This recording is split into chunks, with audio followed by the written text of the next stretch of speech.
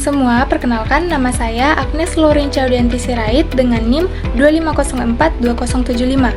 Kali ini saya akan membuat video penjelasan materi untuk memenuhi tugas mata kuliah teori sosial yang diampu oleh Ibu dosen Yulia Hanoselina, SIP MAP. Kali ini saya akan menjelaskan materi mengenai peranan teori sosial dan perkembangan teori sosial klasik, modern, dan kontemporer. Yang pertama, apa itu teori sosial? Teori sosial adalah kerangka kerja analitis atau paradigma yang digunakan untuk mempelajari dan menafsirkan fenomena sosial. Sebagai alat yang digunakan oleh ilmuwan sosial, teori sosial berhubungan dengan perdebatan sejarah atas validitas dan rehabilitas metodologi yang berbeda-beda. Teori sosial merupakan bagian penting dalam ilmu sosial karena berfungsi sebagai kerangka berpikir untuk memahami kehidupan masyarakat. Melalui teori sosial, kita dapat menjelaskan bagaimana masyarakat terbentuk, bagaimana hubungan antar individu dan kelompok terjadi, serta bagaimana perubahan sosial berlangsung dari waktu ke waktu. Teori sosial tidak hanya menjelaskan realitas sosial, tetapi juga membantu menganalisis dan bahkan mengkritisi struktur sosial yang ada. Lalu, tujuan teori sosial. Teori sosial membahas konteks sosial dari tindakan manusia, dengan alasan bahwa cara kita bertindak dan keyakinan kita dihasilkan sebagian oleh struktur sosial, tetapi juga dalam komunikasi antar individu dan dalam kelompok sosial.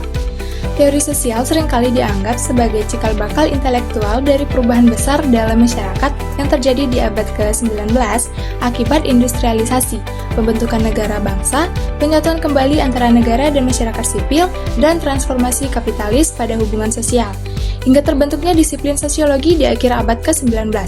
Analisis dan kritik mengenai perubahan ini terjadi dari posisi filsafat, politik, sejarah, dan ekonomi politik yang menguntungkan.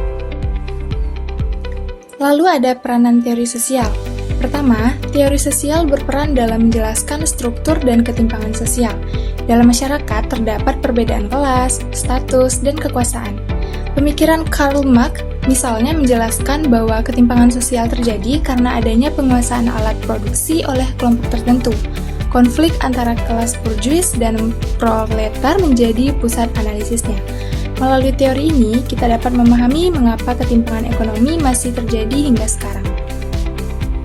Lalu yang kedua, teori sosial membantu menjelaskan keteraturan dan solidaritas sosial. Emile Durkheim menekankan bahwa masyarakat dapat bertahan karena adanya nilai dan norma yang mengikat individu. Ia membedakan solidaritas mekanik dan solidaritas organik untuk menjelaskan perubahan masyarakat tradisional ke masyarakat modern. Teori ini membantu kita memahami pentingnya norma dan aturan dalam menjaga stabilitas sosial. Lalu yang ketiga, teori sosial berperan dalam memahami tindakan sosial individu. Max Weber menjelaskan bahwa tindakan manusia tidak hanya dipengaruhi oleh faktor ekonomi, tetapi juga oleh makna subjektif yang diberikan individu terhadap tindakan. Konsep rasionalisasi Weber juga menjelaskan bagaimana masyarakat modern semakin diatur oleh sistem birokrasi dan efisiensi. Lalu yang keempat, teori sosial menjadi landasan dalam penelitian dan kebijakan publik. Dalam penelitian ilmiah, teori digunakan sebagai kerangka konseptual untuk menganalisis data. Dalam kebijakan publik, teori sosial membantu memahami dampak kebijakan terhadap masyarakat, terutama kelompok yang rentan.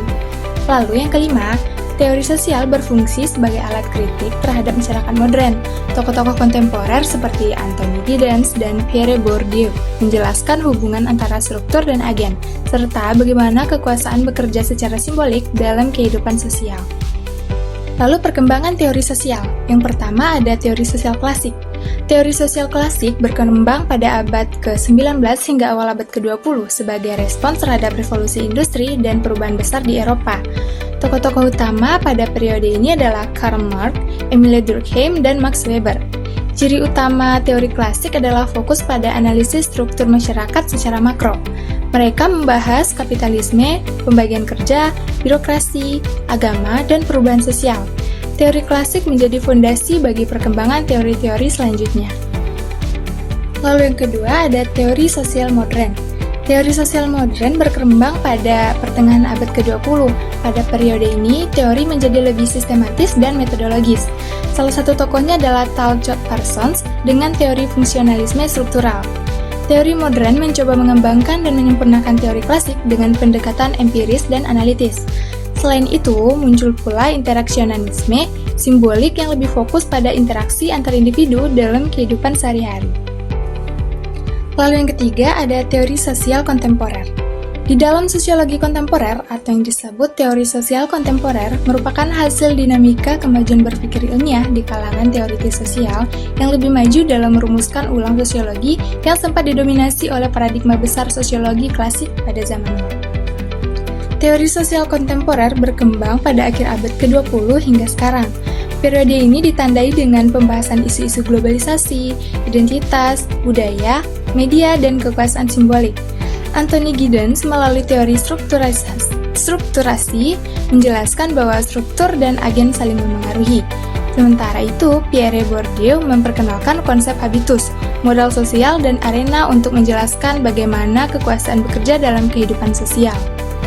Selain itu, Jürgen Habermas menekankan pentingnya komunikasi rasional dalam kehidupan demokratis. Teori kontemporer cenderung lebih reflektif dan kritis terhadap modernitas, serta mencoba menjelaskan kompleksitas masyarakat global saat ini. Jadi, kesimpulan yang bisa diambil, secara keseluruhan, teori sosial memiliki peranan penting dalam memahami, menjelaskan, dan mengkritisi kehidupan masyarakat. Perkembangannya dari zaman klasik, modern, hingga kontemporer menunjukkan bahwa teori sosial selalu beradaptasi dengan perubahan zaman. Teori klasik memberikan dasar pemikiran, teori modern mengembangkan pendekatan yang lebih sistematis, dan teori kontemporer memperluas analisis pada isu global dan identitas.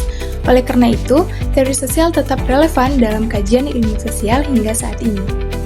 Baik, sekian penjelasan materi dari saya, semoga bermanfaat untuk kita semua, dan jika ada salah kata mohon dimaafkan. Terima kasih.